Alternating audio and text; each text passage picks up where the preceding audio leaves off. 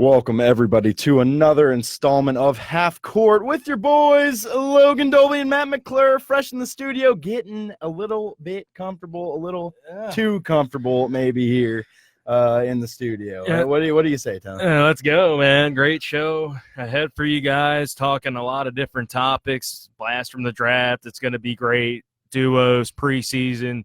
But, Dolby, we got to start things off here with a little bit of controversy that's going on here in the current NBA news. Daryl Morey and China proposes controversial legislation for governing Hong Kong. And Daryl Morey posted a tweet on Twitter that said, "Fight for freedom, stand with Hong Kong." He deleted the tweet, and the tweet later got deleted. It's just a complete mess. So what do you think about this entire situation?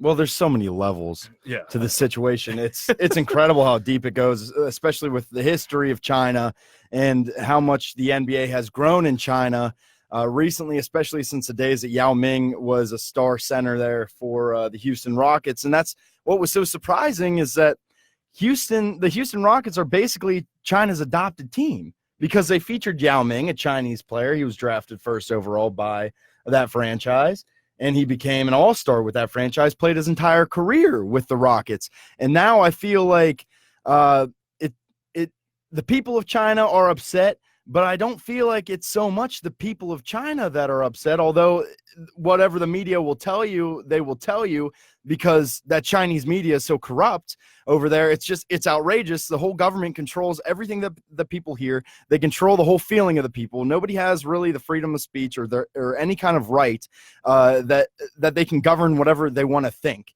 It's like, it's like that Orwell book, man, 1984. It's crazy over there sometimes, dude.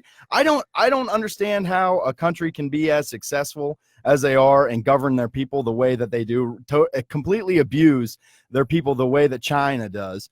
It's just outrageous. And now you see it crossing over to one thing that the Chinese people really show that they enjoy, really show that they like to spend their pastime watching or playing, and that's basketball. Yeah. They love NBA basketball. There's so many NBA cares, things that go on over there. There's so much that the NBA does for China and for their Chinese fans, especially the Houston Rockets. And now they're getting so much hate, and now there's so much backlash from either the NBA or China that it makes me uncomfortable as an NBA fan to even think about it, because it's like, how can a whole country be upset over one association, over one guy and one association that made one tweet a while ago that has since been deleted, and he has apologized for it?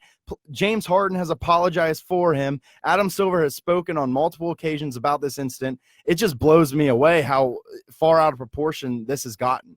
No, I agree with you. And when you look at it even deeper, Tencent, the NBA's exclusive digital partner in China, announced that it will suspend business relations with the Rockets. The company is offering fans who bought the team pass to watch the Rockets this season and chance to choose a different team. This is just an absolute like joke. I mean, it really is. It's a tweet that was sent out by Daryl Morey that got looked at in a different way, and people didn't like it over in China, and now we're in this controversy, and you're going to have other guys talk about it, like NBA players like LeBron James, if he speaks about it. Adam Silver, you mentioned, talked a bunch about it. James Harden, he's talked about it. It's a big deal because China is one of the NBA's biggest markets, and they love their basketball in China, man. They love the NBA, and that's why this is such a big deal. It's got so much stuff going on around it that it's just very interesting to me that this is happening this close to the season. And the Chinese government has basically forced the cancellation of all NBA Cares event in China for Chinese students that want to try and get into the game. They are, like you said, suspending all Rockets games right now. They're not even offering it on their league pass anymore. They're canceling all planned exhibition games with any NBA G League affiliates. So any of the young guys that are trying to get good minutes that should go and play against better competition over in China, some of their more national teams or some of their professional teams, they aren't able to do that anymore. So now you're taking away the opportunity of not only American players who are trying to improve their game, but Chinese players, future and current Chinese players that are trying to forward their game. And of course, there was the Lakers Nets preseason game that took place this morning in China, which was kind of awkward. All banners were removed from the stadium in China. It has to be. Adam Silver, the NBA commissioner, he didn't give a press conference. There was no press coverage available to any of the players after the game or before the game. They probably don't even mind that. Yeah, honestly, it's probably a good break because I'm sure some of these players have things to say, but players like Kyrie Irving or players like LeBron James, who have been really outspoken against these social issues or against any kind of issues, really putting their 2 cents into the pot there, they've been very quiet so far. I think part of that is because right now they're in China and they might fear for what might happen if I speak out against this government. Let's wait until I get back to the States to actually formulate a good opinion on it. And of course, these guys are very well-educated men, so they understand that they need to look into the background of what this whole situation is. They need to be able to gather different viewpoints from multiple different sources on the way that they should proceed, what they are feeling themselves. Like the fact that Daryl Morey just went out and said whatever he wanted, I didn't find much offense. I'm not Chinese. So I agree. So I don't know. I didn't find much offense in it either. I mean, I also stand with Hong Kong. I think that any governmental system that's trying to break away from an oppressive governmental system like Hong Kong has been from China, especially whenever it comes to legislation and things like that control their own government, because Hong Kong has a separate government from China, although they are one complete country. They don't choose to be completely ruled by the communist state that is big bad China. They're really just fighting for their own independent rights, and as an American, that resonates with me because I mean, how was this whole country formed? It was the little guy standing up to the big guy. It's David and Goliath here, and the Chinese government is trying to do whatever they can to oppress the Hong Kongers and everything that they believe in, and all of their rights. They're slowly getting stripped of everything that they believe in, and that's just ludicrous to me as an American to sit back and watch this. And I didn't really know what was going on in Hong Kong until the NBA really brought it to my attention. I couldn't put a face to Daryl Morey's name. I knew who Daryl Morey was. Respected executive. Yeah, I mean, the Rockets, you just didn't know who he was, like you said, man. Yeah, I had no clue who this guy was at all until I started seeing his face pop up everywhere, and now I know exactly what it was. But I mean, it's a really unfortunate situation here. And of course, it's going to come down to the brass tacks of everything. Yep. I mean, it's a $4 billion industry there in China for the league, and they could see major backlash there. Adam Silver came out and apologized. But one thing that I like that he did, and this is an Adam Silver who, as soon as he stepped in the league, he got rid of Donald Sterling as an owner. Incredibly racist old man who was just had a ton of money, owned the Clippers forever, ran that franchise in the ground almost like a James Dolan is now. He had to go. And now you got a Steve Ballmer in, who's a great owner. And he does great things with his money and a very good man. Adam Silver has always been on this moral high horse, and now he kind of seems weak whenever it comes to China because he understands that there's a lot of money to be lost here. Yep. There's so much money to be lost here in China. But the thing is that if that's who you are as Adam Silver, who I believe is the best commissioner in all of pro sports in America, he's done the best job. He's the most socially aware. And right now is the time that he needs to be the most social aware of what is going on. He needs to let his players speak out. He needs to let the fans speak out about whatever they want to say. He needs to let GMs or any front office, any owners, he needs to not restrict anybody's First Amendment rights because that's not his place. This is America here, folks. This isn't China. This isn't Russia. This isn't somewhere that they're going to, limit your speech. This is the great country of America. Freedom of speech. Yeah. As polarized as we are right now as a nation, and it seems like nobody can get along with one another whatsoever right now based off of politics and based off of social matters. This is something that the NBA really needs to take a step forward into. This isn't something where it's like, let's see how much cash we can line our pockets in. Listen, your league is growing. It's going to continue to grow. I think people buy more of the product from the NBA, especially with everything that goes on in the NFL and how slow baseball is and how small of a market share hockey gets. NBA is slowly but surely creeping up into that number one dog spot. It's the fastest game. I think, in my opinion, it is my favorite game to watch. Oh, yeah. In the best part about it is the personalities in the league. And if you're not going to let the people who have the personalities in the league talk about these social issues, then what are you doing as the commissioner? Come on, dude. This is America. This is not China. Yeah, and I think Adam Silver will do that. I think a lot of guys are going to talk about this issue, and we've seen it a lot. I watched earlier Doc Rivers talking to the media about this situation and saying he likes how, freedom of speech here in America, and they can kind of talk about what they want to talk. And I liked how Doc Rivers said that.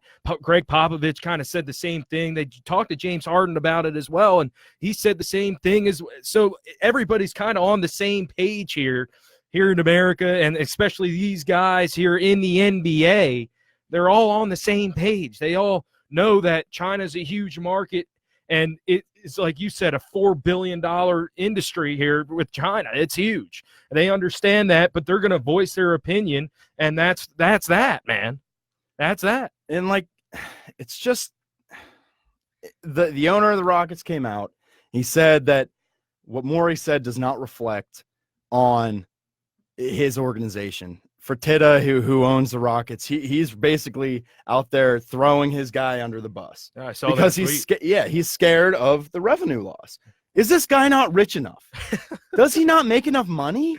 Are you kidding me? And recently, I retweeted something that I saw that came out yesterday about how the Washington Wizards were playing against an international team yesterday in preseason, and these three fans who all had Stand with Hong Kong shirts on, they made a sign, and the ushers in Capital One Arena made them take it down. They confiscated their sign saying that they stood with China. Are you kidding me?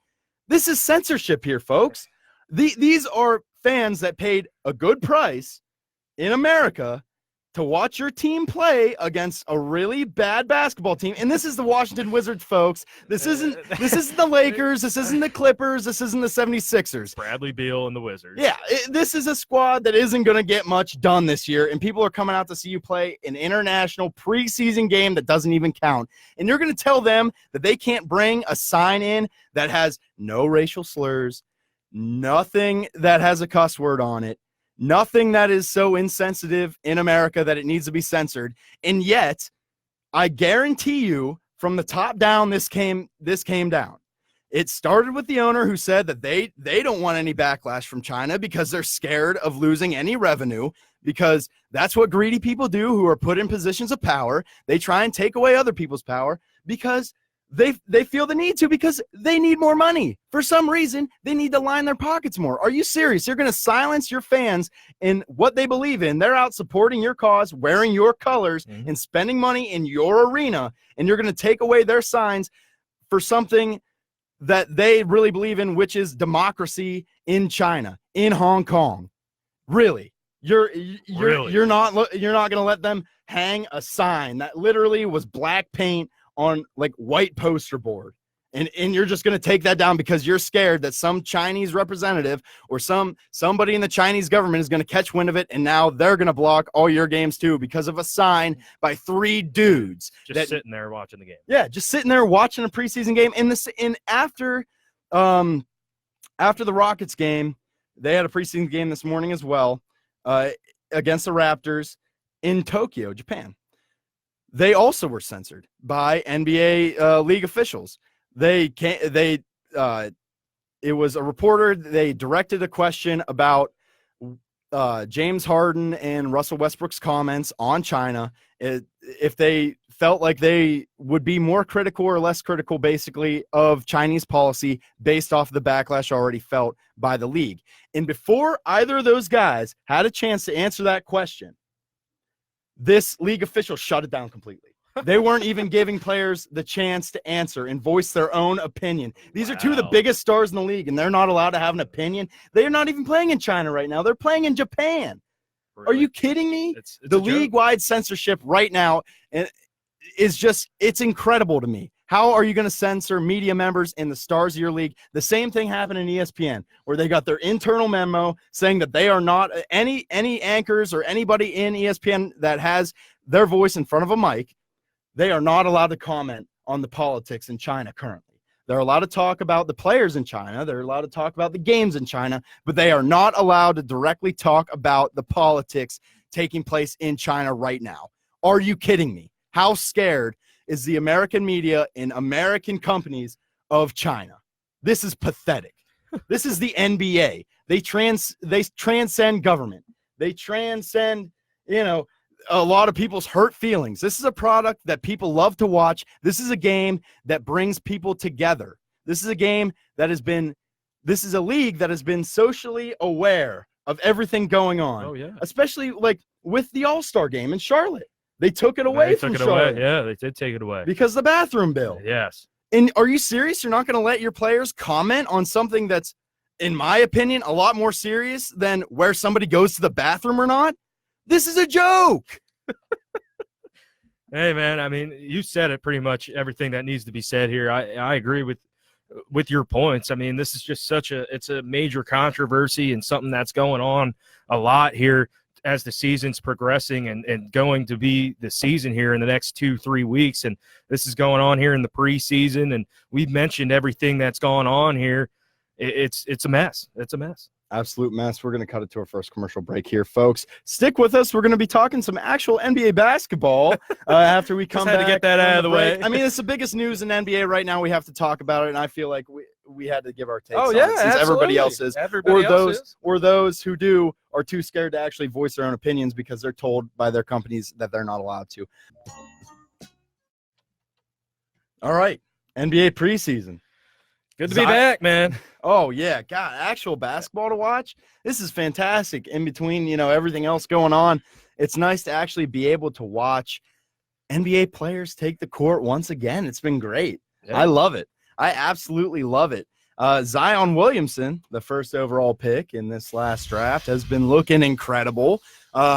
Looking maybe like he would deserve that 42nd I think he deserves overall spot. I think he deserves it. I think we got that spot wrong on that, because what we've seen from Zion Williamson over the first few games in preseason has been incredible. And it's not just been his dunking ability and how he can just get up and block shots. It isn't that. It's the fact that he's been putting the ball in the hole. He had 29 against the Bulls last night. This guy's a big-time player, and he's got the NBA body already. He's probably had the NBA body since he was in high school. This guy is no joke, and I think he's going to be dominant this year for the Pelicans. I really do.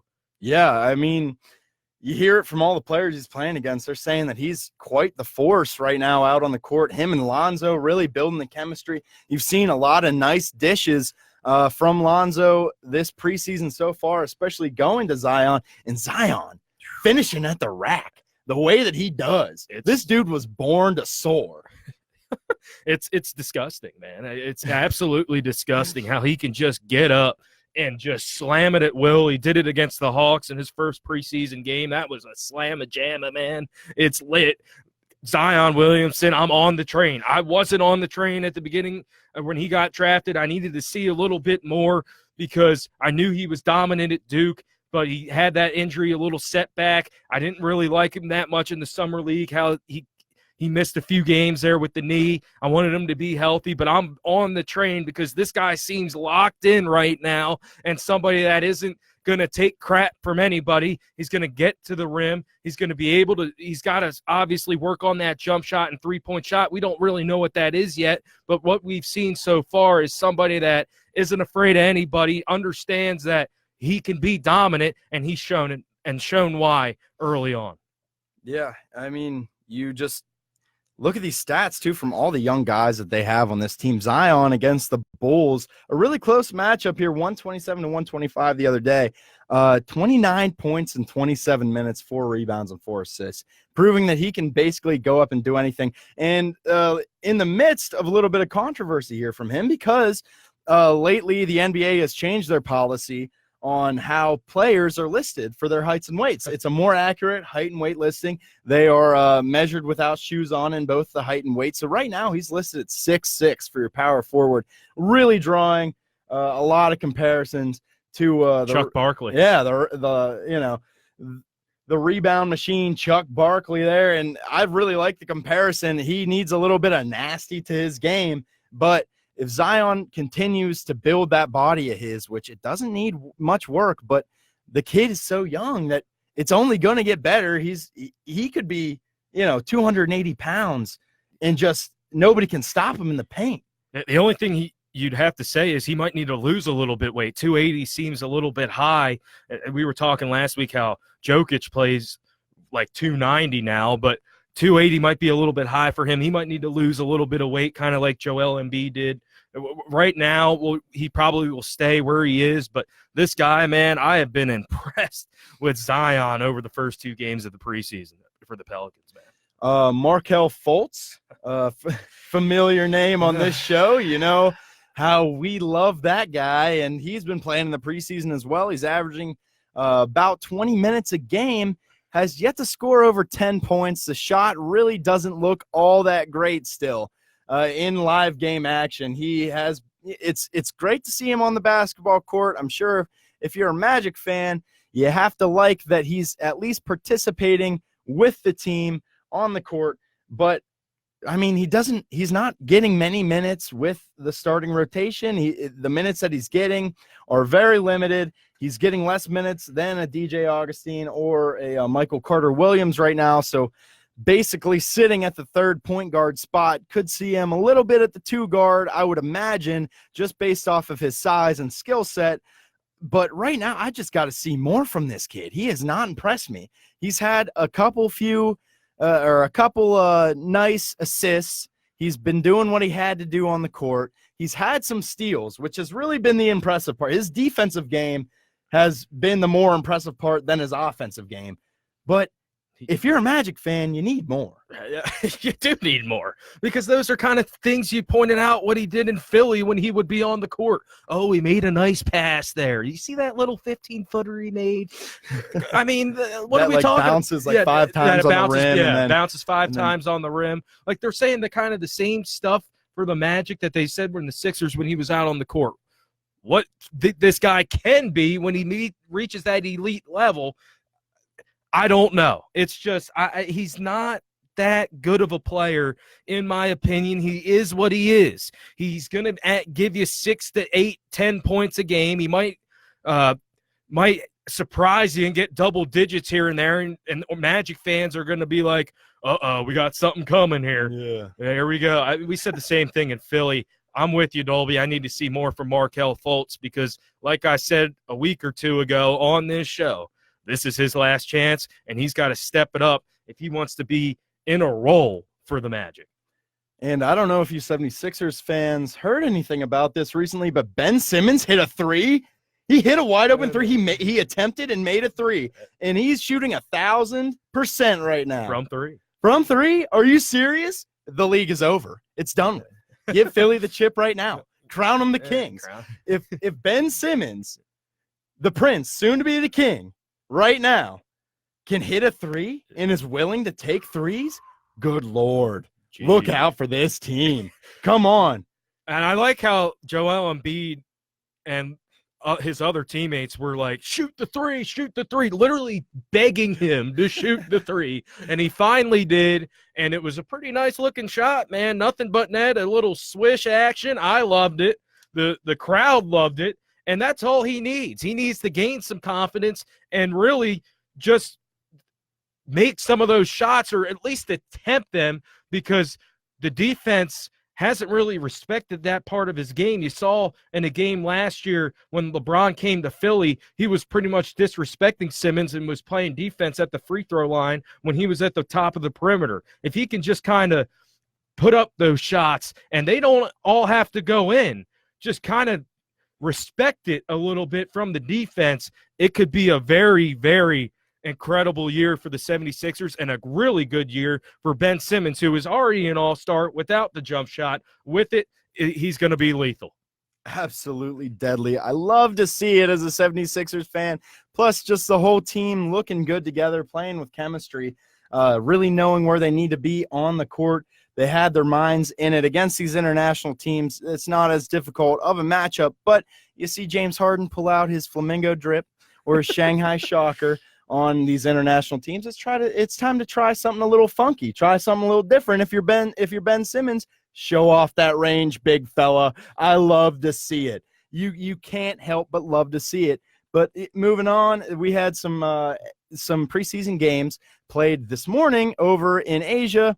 We talked about that a little bit in our opening segment, but to cover them completely, the Houston Rockets took on the Toronto Raptors in China, in Japan. Earlier today, the Rockets came out with a W, 118-111. James Harden up to his same stuff, you know him. So is Russell Westbrook, who just has started to take the court for the Rockets. Both put up 22 points. Harden had 9 assists and 3 rebounds. Russell had 4 assists and 3 rebounds. Playing roughly 25 minutes for the both of them. The Rockets looking good over in Asia, toppling the defending champion Toronto Rockets. I like what I see from this team so far, especially since the Rockets have one of the best duos in the league currently. The Toronto Raptors kind of trying to find an identity here. Siakam having a nice day for them. Yeah, this is definitely a learning curve for the Toronto Raptors here because, like you said, they don't really have an identity yet. You got Pascal Siakam there and Serge Ibaka, Norman Powell, Fred VanVleet, Marc Gasol. So you still got some of the core guys there that you won a championship with, Kyle Lowry as well. But you're really going to learn a lot about this team, I think, early in the season. Are they going to have the championship hangover? You really can't have it if you're the Toronto Raptors because your best player isn't there anymore because Kawhi Leonard's obviously on the Clippers. As for the Houston Rockets, you love to see James Harden and Russell Westbrook in game action here, both having 22 points. I think it's going to work well in Houston. A lot of people don't think it is because they're so both ball dominant players. I don't see it that way. I think they're good friends off the court.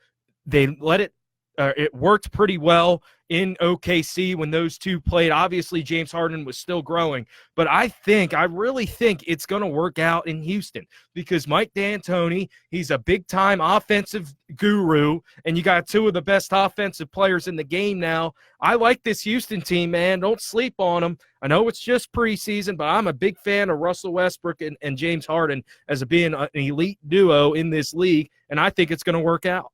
I agree. And the other game being played in China, like we mentioned earlier, was the LA Lakers taking on the Brooklyn Nets. Two really exciting teams moving forward. Both took major leaps this offseason and acquiring new talent like the Anthony Davis trade to the Lakers, or with Kyrie and KD signing with the Nets, of course, also bringing over DeAndre Jordan. The Lakers feature one of the premier duos in The King and The Brow. These are two dudes that you don't even need to mention anywhere close to what their names are, and NBA fans all around the world know exactly who you're talking about because these dudes are two top 5 players in the league.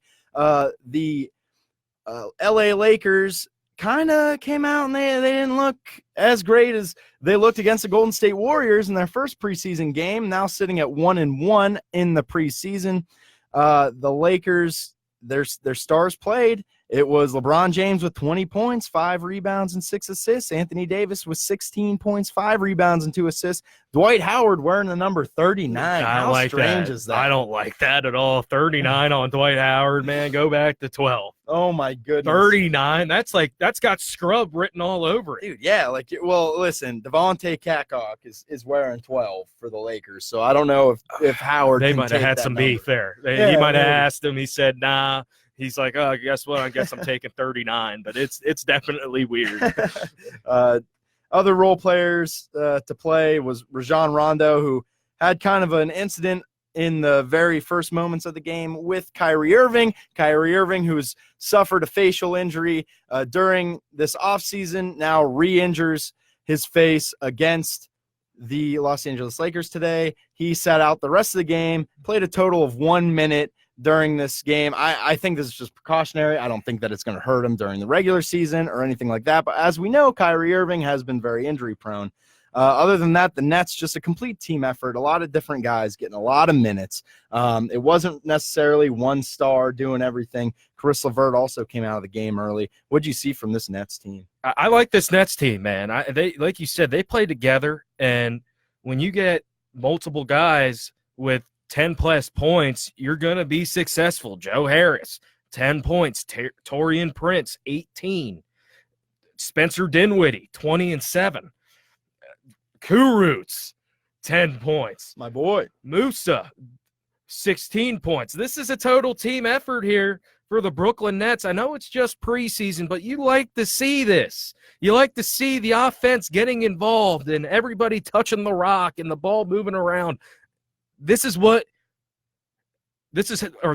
the Brooklyn Nets were successful last year. They moved the ball around. They didn't have a big-time star. They had D'Angelo Russell when he was growing, but they moved the ball around. Guys hit their open shots, and that's why they were a 6th seed in the playoffs last year. This year, you got a star in Kyrie Irving. He went down here in the first minute of this game. It doesn't matter because when you have guys like Harris, Prince, DeAndre Jordan, Dinwiddie, Kurucs, Garrett Temple, Jarrett Allen, they all play together, man, and this is why this Brooklyn Nets team, even without KD, is going to be a threat. Yeah, I agree, but I don't see how this, without that big two, without that monster duo of Kevin Durant and Kyrie Irving, how they're going to stand up to some of these other duos in the league. Right now, we've got our top 5 list here going for the NBA duos. Just to run down a few of them, top duos in the league. There's AD and LeBron. There's Ben Simmons and Joel Embiid for Philadelphia. Damian Lillard and CJ McCollum for Portland. Harden and Westbrook in Houston. Giannis and Chris Middleton in Milwaukee. Kawhi Leonard and Paul George for the Clippers. Donovan Mitchell, Rudy Gobert for Utah. Steph Curry and currently Draymond Green for the Golden State Warriors. Later on in the season, it will be Klay Thompson, Kyrie, and DeAndre Jordan right now kind of forming a big two. And one of my favorites in the league right now, Luka Doncic and Kristaps Porzingis. Porzingis has been absolutely lighting up the preseason as well. He came back healthy. That Dallas team looks good. But for now, McClure, who do you have, would you say, for the number 5 top duo in the league? Top 5 here, I got to go. I think I got to go Giannis and Middleton being number 5 on this list. They're a really solid duo, and I mentioned that they played well together, and I'm a big fan of Giannis's game, and I really like Chris Middleton's game. They both can score. They're both big, tall guys that can defend.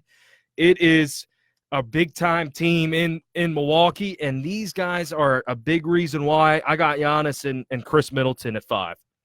For me, it's going to have to be Damian Lillard and CJ McCollum. They have the chemistry. They've played together for so long. They've made the playoffs year in and year out. They always surprise people during the regular season. I think they are a fantastic duo. They work well together. They make a lot of noise, and that's why I have to go with them for number 5 plus Dame Dollar. Dude, how can you go against Dame Dollar? He's clutch, and he spits bars. And that's why they're number 4 on my list. The all right, Damian Lillard and CJ McCollum duo. Listen, man, these guys are elite at the point guard and shooting guard position. And you saw it last year, and I was impressed with these guys last year because in the playoffs, they've always came to be short in the playoffs. They always shrunk a little bit. Not this postseason. They played well. They got to the Western Conference Finals, and obviously the Warriors bested them in, I believe, 4 or 5. But this team, man, they hit some big-time shots, and these two guys were lethal. You saw Damian Lillard pull up from 40 on Paul George. You saw CJ McCollum in Game 7 did the little LeBron chase down block and then hit the game winner against Denver to move on. These guys are sick, and that's why they're number 4 on my duo list. Yeah, for me, number 4, it has to be Ben Simmons and Joel Embiid. The reason why they're not higher is because the playoff success hasn't necessarily been there for these guys so far in their tenure in Philadelphia. I love their games. I love how they're growing as young players. And now Embiid really entering those prime years. Ben probably 1 or 2 more years out while his game fully develops, although he is a great player, one of the best in the league, and, of course, top 5 most talented. Maybe not quite top 5 best, but he is one of the most talented as far as just what he can do for you on the basketball court. But for me, for them to move up this next upcoming year, they need to have more success. There needs to be more wins in Philadelphia, and Embiid really needs to show that he can take that next step and be that dominant low post force, really be that dominant guy that you can lean on in a playoff series instead of getting sick or making excuses or being hurt. Yeah, no, I agree with that, and that's a good one there at number 3 for Simmons and Embiid. I'm going to go Harden and Westbrook at number 3 for me. I mentioned it earlier. I just like these guys' chemistry. I think they're both the best offensive players in the game. They're going to be great this year. They're both going to be moving around. They're both going to have the ball in their hands, I think, equally as much. I think they're both good at creating for their teammates. I like this team in Houston. I think they're going to be better than last year, and I think Harden and Westbrook is a top 3 duo in the NBA right now. Well, that's why they're number 2. 2 for me, but currently number 3, I have Kawhi Leonard and Paul George. Kawhi Leonard, one of the best players in the game, without a doubt. Top 3 player currently playing in the NBA. He graces us with his presence every time that he touches the hardwood. That's just a fact. But then there's Paul George. Paul George, very successful with the Pacers. He gets himself moved out of Indiana, gets sent over to OKC, not as successful in the playoffs, playing alongside Russ. Can he be that number 2 guy? That's what I'm asking myself. These guys are absurdly talented. They have everything that an NBA player needs. They have the size, they have the willpower, they have the shooting capability, and primarily these guys are a defensive matchup week in and week out for anybody. But can they gel? Will Paul George be healthy? And how does Paul George take a back seat to Kawhi? That's why they're number 3, not number 1 for me. And that's why they're not even on my list in the top 5. I think they're around 6 or 7 there. But my number 2 duo in the NBA right now, it's got to be Simmons and Embiid. I really like. Wow. I really think they're going to take a step this year. I really do, because I think Ben Simmons is going to be that guy on that Jimmy Butler was last year. I really do. I think he's going to have the ball in his hands late in games, and he's going to be able to create and take some shots. And I really do. I believe it. I'm rooting for this kid. I really am. And I think he's going to have a big-time year. I think he could be in the MVP race if he gets that jump shot right. He's number 2. They're number 2 on my duos. And Embiid, man, he lost 20 pounds. I'm a big fan of his. He's going to be big time this year. He's dominant on the post. He can block shots. Joel Embiid is big time. I think they're going to be the number 2 best duo in the NBA this year. And for my number 2, you already said it there, McClure. I've got Harden and Westbrook. These guys have the chemistry. They play in the right system. I don't think they're going to be selfish with the ball. I think they understand how they need to play if they're going to go out and they're going to chase chips. That's what you got to do. You have to be very heady players, and what I love the most about these guys is their health. They're almost never injured.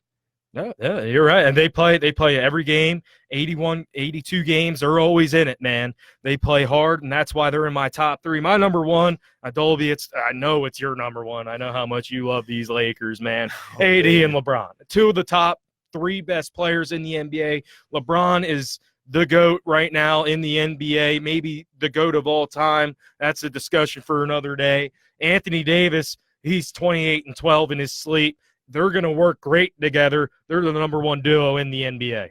Without a doubt. I think they will be chasing the trophy this year. I just love what they have. LeBron James makes everybody better. Anthony Davis has never played with anybody the caliber of LeBron James. I am so excited. I have been loving watching them work together in the preseason.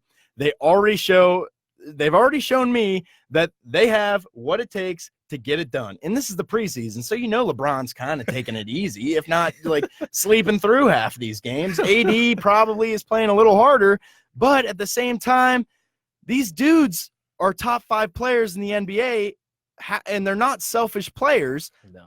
They're healthy players. So clearly they're number 1 for me. They have to be. Anytime that you have the greatest player of all time, in my opinion, matching up with one of the greatest players in this generation, you're looking at chips, baby. And that's all it is for this top 5 duos here.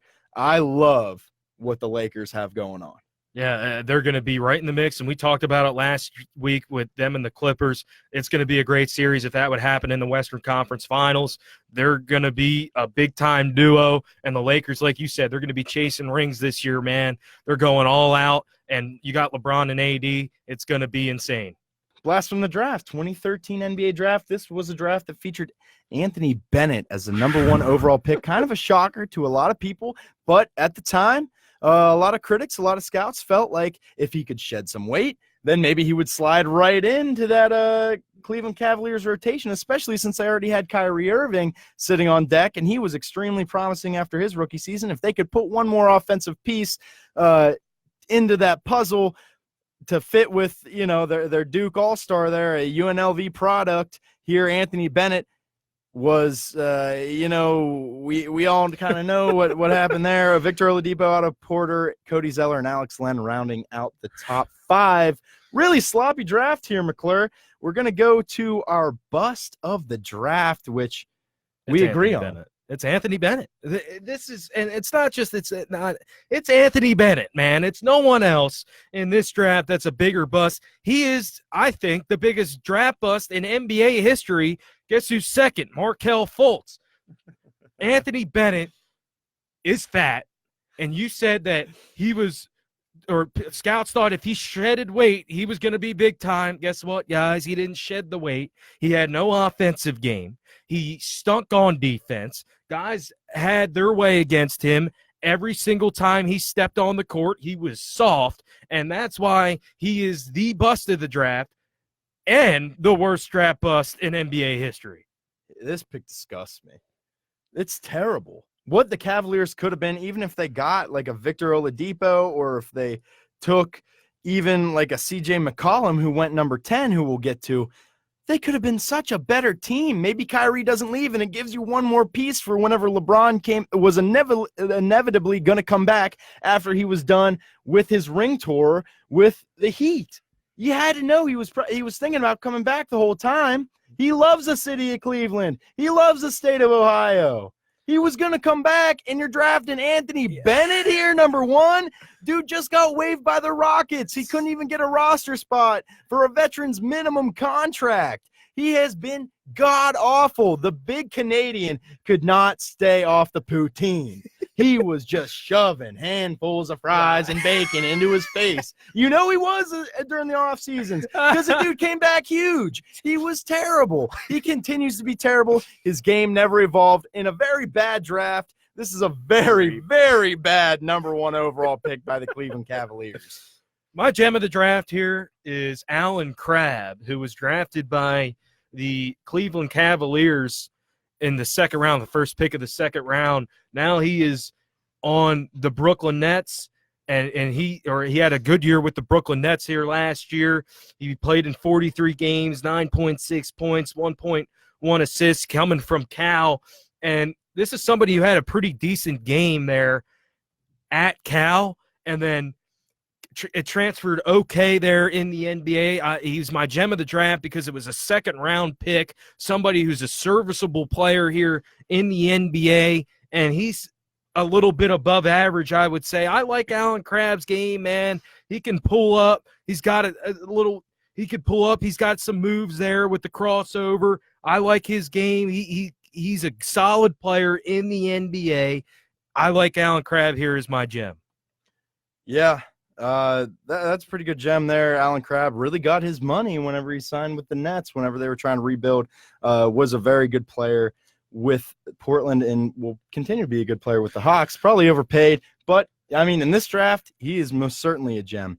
For me, my gem is going to have to be James Ennis, the 50th pick from the Miami Heat. He was their only pick in the draft this year. He came from Long Beach State, which right there, scouting a player from Long Beach State writes gem all over it. He's got good size. He played good minutes for the Heat. He's played on a few different teams here. He's bounced around the league. He played with the Heat, then the Grizzlies, the Pelicans, the Pistons, the Rockets, and now he's finally found a home with the 76ers. Played pretty well and was almost an X factor during some of those playoff games with the 76ers. I love that they bring him off the bench. He does everything pretty decently, doesn't do anything exceptionally well, but he's kind of a Swiss Army knife kind of guy, plays good defense, and he's a hustle master. The dude has just been a solid player for a 50th overall pick. You can't really ask that much more. That's a good one there. Dolby is the gem. Smart pick.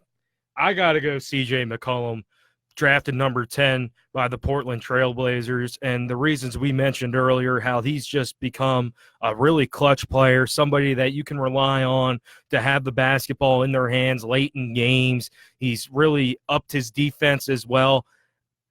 It was a really smart pick because you got Damian Lillard and then you add him. Really great duo in the NBA, and he is a big-time player. It was a great pick by the Portland Trailblazers, a major reason why they are in the playoffs year after year, because they did good in the draft and drafted guys like C.J. McCollum when guys like Nerlens Noel and others were drafted ahead. Yeah, that was an incredibly smart pick. He's a franchise cornerstone for that Portland Trailblazers team. For me, my smart pick has to be Rudy Gobert at 27th overall. I mean, the Stifle Tower, this guy is an absolute force for the France international team. He is always in contention for Defensive Player of the Year. He blocks almost more shots than anybody else in the league since he's entered.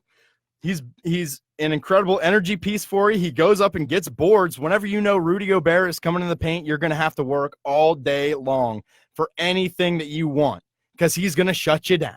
You're going to take him into the paint, and his humongous wingspan on his 7-foot-plus frame is not going to let anything get near the basket. This dude has been great. And it seems like every single week, I'm talking about the Denver Nuggets and the Utah Jazz as the smart pick or the gem pick of the draft. And that's how you build your franchise. You have to be able to find these diamonds in the rough. You have to be able to be smart as a GM and pick out good talent that you're willing to develop. And Rudy Gobert, right off the rip, wasn't great. But ever since his first season, he has improved steadily. He had a tremendous win share this past season for a Utah Jazz team that made the playoffs, 24.6 player efficiency rating. He shoots around 63% for his career. He averages 11 points, 10 rebounds. I mean, for the 27th overall pick, please, dude, sign me up every single day. Genius pick by the Utah Jazz. And you mentioned it. The Jazz, they have missed on a few picks, but they made the right picks and the smart picks. And that's why there are contenders year after year in the West. Not contenders where they're winning championships, but in the playoffs and having a chance. It's because they're making smart picks, maybe not necessarily the best, but smart ones, and that's why they're competing. My best player of the draft is Giannis. I mean, drafted at 15 by the Milwaukee Bucks. He won the MVP last year. He has grown into his body. He's gotten bigger. He's a beast. He's working on his jump shot. He won 60 games last year with the Milwaukee Bucks, and this is a really bad draft. And the fact that he was drafted at 15 is unbelievable. He's the best player in this draft, man, and he's going to continue to get better for the Bucks, and he's going to continue to be that cornerstone, hopefully, of that franchise for years to come, although he is a free agent next summer. Yeah, I agree completely with your take there on Giannis. I mean, 3-time All-Star, 3-time All-NBA, 2-time All-Defensive Team, 2016-17 Most Improved Player, from coming off of a 2013-14 All-Rookie season, 2018 and 2019 NBA MVP baby. Come on. Okay. Anytime that you draft an MVP outside the top 3 picks, are you serious? This is by far and away the best pick in this draft. He's the best player in this draft. This dude has been incredible. He keeps going and going. I'm looking at his position here on basketballreference.com. If you want to talk about a position in this league, which this whole league has transitioned into, he plays small forward and power forward and shooting guard and point guard. Are you kidding me? He does. At his size, with his handles, his speed, everything that he does, and one thing that I've noticed, his court vision is getting so much better. His understanding of how to play the game in the NBA is incredible. He was the youngest player in this draft. He has played in the league for 6 years, and he's only 24 years old. Really coming into that cusp of his prime there. He's knocking right on the door, and he's already made huge things happen. He's an international brand. I'm sure all the fans in Greece, they gotta love the Milwaukee Bucks. They gotta love this guy. He has been fantastic. He has been nothing but a transcendent player in this league. No wonder everybody's talking about where he's gonna go whenever he becomes a free agent, because right now everybody wants him. He's the hottest commodity on this market that hasn't even been established yet. This dude has just been incredible. He's blown me away for an international player. He is one heck of a find at 15th overall pick, going behind guys like a Kentavious Caldwell-Pope or a Kelly Olynyk or Shabazz Muhammad or a Ben McLemore. Are you kidding me right now? Cody Zeller, the first true big man off the board at number 4 for Charlotte. Are you serious right now? If you're the Charlotte Hornets, you're going to take Cody Zeller from Indiana over a prospect like Giannis, whenever that franchise has been in the absolute gutters of the NBA ever since MJ took over as the president of that team, the owner of that team. Are you serious right now? If you're Michael Jordan, you have to be able to scout and evaluate NBA talent better than you already have been. You have to take that next step.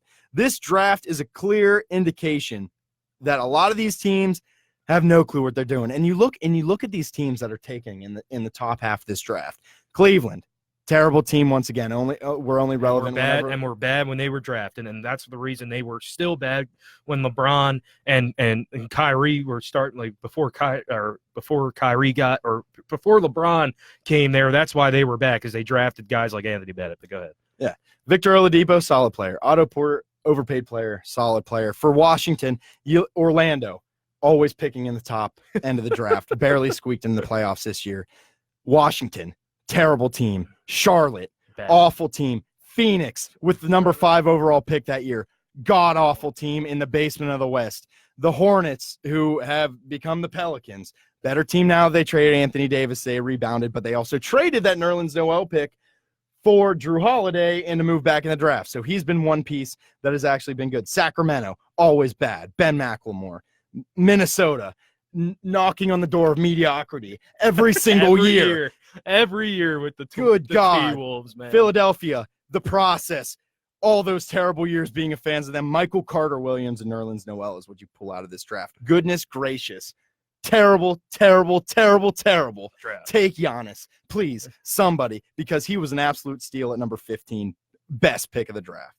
Well, my WTF pick of the draft has got to be Ben McLemore from Kansas at 7 for the Sacramento Kings. And that's why they've been so bad for years, since like the recent year with De'Aaron Fox and Harrison Barnes and some other, Buddy Hield and some others. But Ben McLemore, like, you thought this guy was going to be big time. And he stunk, guys. He was awful. He didn't average 10 points a game. He averaged 10 points a game one season, and that was his second year in the league. Since then, just been awful. Last year, he played in 19 games, 3.9 points, 0.2 assists, 39% from the field. Awful. He is my WTF pick. Mine, Nerlens Noel for the Philadelphia 76ers. Goodness gracious, guys.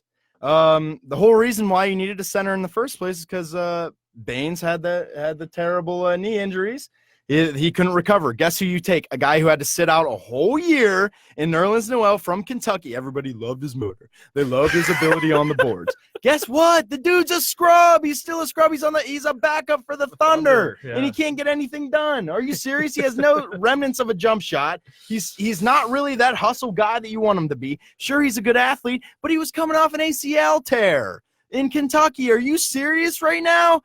Dude, what is this pick? That's a bad pick. For Philadelphia. Now you get to see, why they had such terrible years. Terrible pick here. Trading up, you trade Drew Holiday, who would have been great for this 76ers team right now. Another pure cut point guard? Seriously? You give him up for Nerlens Noel? Trash. WTF. And for my best pick, I'm going to have to go with the Portland Trailblazers. They take C.J. McCollum out of Lehigh with the 10th overall pick, and with the 31st overall pick, which they got from Cleveland, they take Allen Crabbe. Two good players in this draft, two of the better players in this draft, even talking about Crabbe in the second round. He's been at least productive, unlike some of these other players who have been taken. They had the best draft. They took Jeff Withey. He plays over in Israel. Not a great pick there. He was a Kansas guy, really known for blocking shots. But right now, C.J. McCollum faced your franchise. They had the best draft. Yeah, I agree with you. I mean, when you draft 2 out of 3 guys that were really good for your team and helped your team win, that's going to be the best team draft. C.J. McCollum and Allen Crabbe were those guys, and you see Allen Crabbe continuing to grow there in Brooklyn. It's good to see. And for the worst team draft, we're going to have to go Cleveland Cavaliers. Anytime that you take the bus number one overall in any draft, you're going to have a really bad draft. Not only that, they trade away the rights to Allen Crabbe, and they bring in this guy, Sergei Karasev, who has been an absolute dumpster fire in the league. He played a total of 3 years, 95 games, scored over 1,000 points. They thought he was supposed to be a transcendent shooter from beyond the arc. He shot 28% during his career. So that draft sucked. That draft was terrible. I mean, this was a really, really, really bad draft, and the Cavs were the kings of the worst draft of the 2013 season, man. Awful. Terrible. Bad draft, guys. Oh, my Lord. 2013. I mean, I almost put the Heat as my best draft just because they took Ennis and the fact that they didn't have another pick. They traded away all their other ones. We're up against the hour. Thanks for listening, everybody. Thank you for everybody who watched on Facebook Live. Really appreciate the love and support. We'll be back next week, regular time slot, 5 to 6 p.m. Eastern Standard Time. Follow us on P Half Court. Subscribe to us on YouTube. Just look up any of our names or Half Court Show on YouTube. And, of course, you can like our page, Half Court, on Facebook. Thanks, everybody. We love you. Have a great week.